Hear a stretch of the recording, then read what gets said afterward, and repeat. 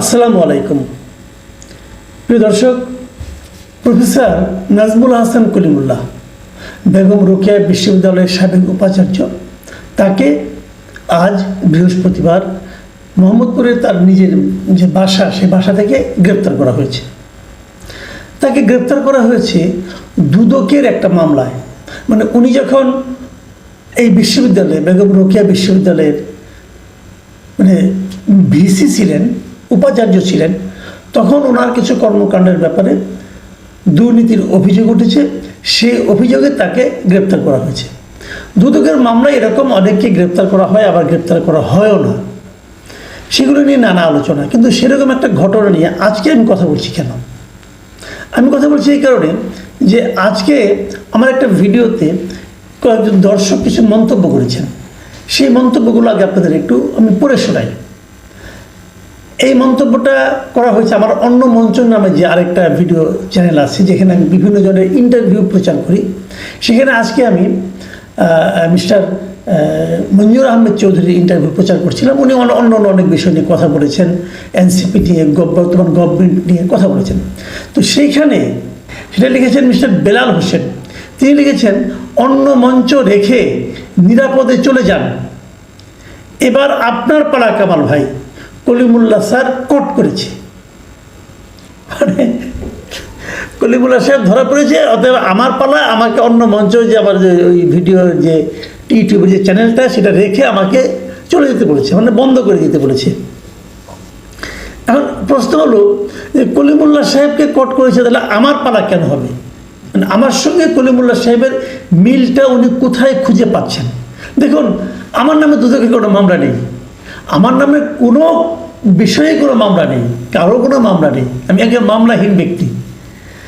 আমি অবশ্যই একজন ওই যে একটা মামলা করেছি, সেটা হলো একজন আমার কাছ থেকে কিছু টাকা ধার নিয়ে টাকা দেয়নি, ওটা চেকের মামলা, চেক ডিজ অনারের মামলা, ওটা আমি করেছি। সেটাও প্রায় 5-6 বছর আগের কথা। সেই মামলা এখনো শেষ হয়নি। যাক, সেটা অন্য হিসাব, অন্য দিনে বলবো নি কাহিনি। তো যেটা বলছিলাম, তাহলে আমাকে চলে যেতে হবে কেন? এই প্রশ্নটা কিন্তু আমাকে খুব টাচ করেছে। তাহলে কলিমুল্লাহ সাহেবের সঙ্গে ওনারা কোথায় মিলটা পেলেন? মিলটা এক জায়গায় পেয়েছেন।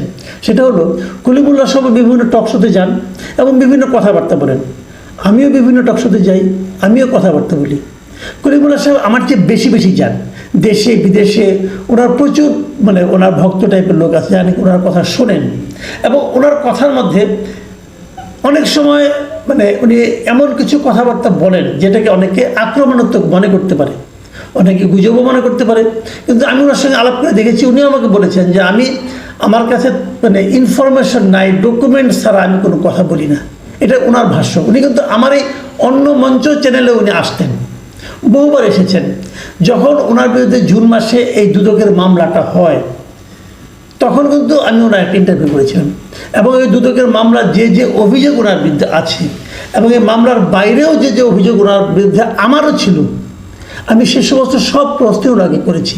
আপনারা যদি অন্য মঞ্চ চ্যানেলে যান, তাহলে সেটা দেখতে পারবেন, ওইটা এখনও আছে।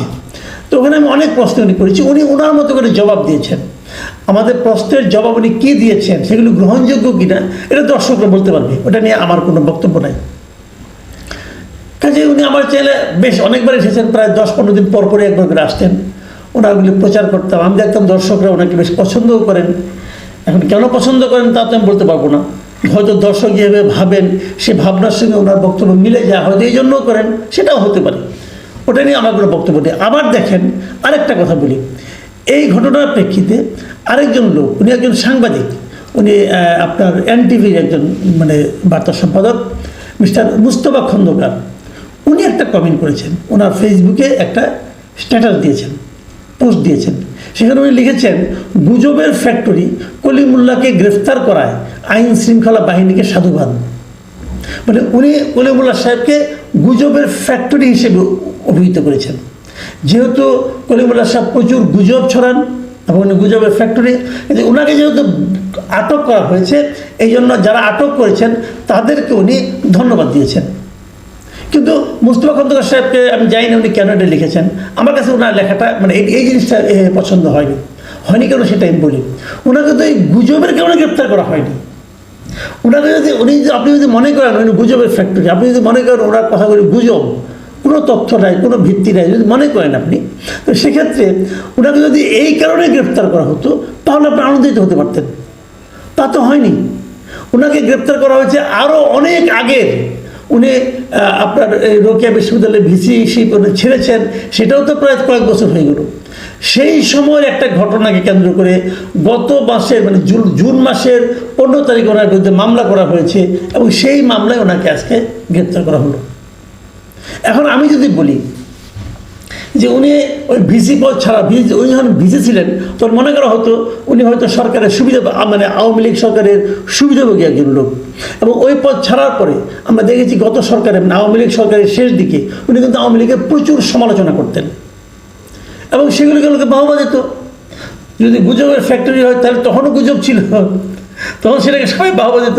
আবার যখন এই গভর্নমেন্ট আসলো মানে ইউনিসের গভর্নমেন্ট আসলো তখনও উনি অনেক কথা বলেন যেগুলো নাকি সরকারের সমালোচনাই হয়, সরকারের বিরুদ্ধে যায়।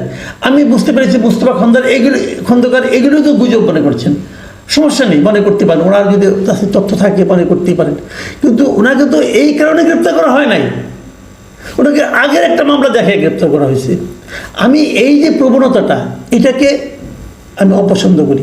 ধরেন আমি একজন লোক, সে আমার বাড়ি থেকে কিছু একটা চুরি করেছে, হয়তো আমার বাড়ি থেকে মুরগি চুরি করেছে, ধরা যাক মুরগি চুরি করেছে, সে রাস্তায় হাঁটতে যেয়ে তাকে আমি বিচার করছি না কিছুই না, রাস্তায় হাঁটতে যেয়ে সে হোঁচট খেয়ে পড়ে গেল, পড়ে যেয়ে তার হাত ভেঙে গেলো, আমি তাকে হাততালি দেবো? দেবো না তো। দেবো না এই কারণে আমি খুশি হতাম যদি সে তার এই মুরগি চুরির জন্য সে সাজা পেত। তো বিষয়টা এভাবে দেখলে আমি মনে করি ভালো হয়, কারণ ব্যক্তিগত পর্যায়ে সম্পর্কটাকে নিয়ে যাওয়া ঠিক না। যাই হোক, ওনাকে গ্রেপ্তার করা হয়েছে। দুদকের মামলায় কি এটি প্রথম গ্রেপ্তার হলো কেউ? না, তাও না। দুদকের মামলায় অনেকে গ্রেপ্তার হন। যারা প্রকৃত অপরাধী, যাদের বিরুদ্ধে বড় বড় অপরাধ, সবাইকে গ্রেপ্তার হন না? তাও হন না, সেটাও হন না। আচ্ছা, দুদকের মামলায় তো কয়েকদিন আগে তো আপনার এই যে আসিফ মাহমুদ সজীব ভুঁইয়ার এপিএসের বিরুদ্ধে তো অনেক টাকার দুদকের মামলা হয়েছে, প্রায় 300 কোটি টাকার মতো তার বিরুদ্ধে তসরুপ অভিযোগ হয়েছে। গ্রেপ্তার হয়েছেন মজ্জেন? গ্রেপ্তার হয়েছেন নাকি? হন নাই তো। আবার স্বাস্থ্য মন্ত্রণালয়ের তার যে ব্যক্তিগত কর্মকর্তা পিও মোহাম্মদ তুহিন ফারাবি এবং বর্তমান যে পিও আছে মাহমুদুল হাসান, এদের বিরুদ্ধে তো দুদকের মামলা হয়েছে। গ্রেপ্তার হয়েছে কেউ? হয়নি তো। তাদের দুর্নীতির মামলার অর্থের পরিমাণ কত? সত্য হতে পারে, মিথ্যা হতে পারে, অভিযোগ হতে পারে, সবই হতে পারে ভাই, কিন্তু ঘটনা তো ঘটেছে। এইটাও তো কলিমুল্লাহ সাহেবের ঘটনা তো সত্য মিথ্যা অনেক কিছু হতে পারে। দেখা যাক মামলায় কী হয়। কাজে এই মামলা হলেই সবাই গ্রেপ্তার হয় তা না।